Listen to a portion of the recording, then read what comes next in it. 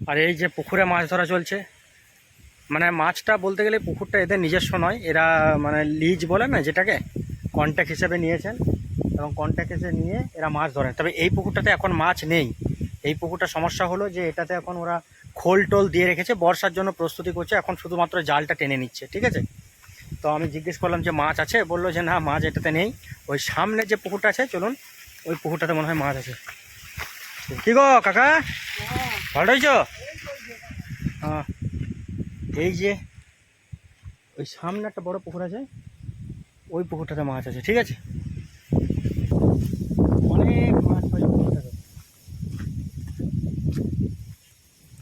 আর এখানে একটা কুড়ে ঘর করা আছে, কুড়ে ঘরে একজন থাকেন, তো মানে ইয়ে করেন, গার্ড দেন রাত্রেবেলা, সিকিউরিটি গার্ড।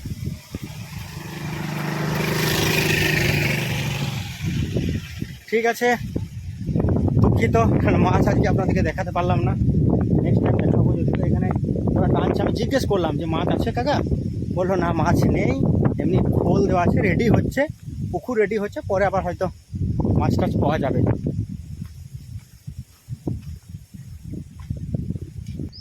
আর এখানে অনেক কটা পুকুর পরপর আছে, দেখুন এই একটা পুকুর আছে, ঠিক আছে।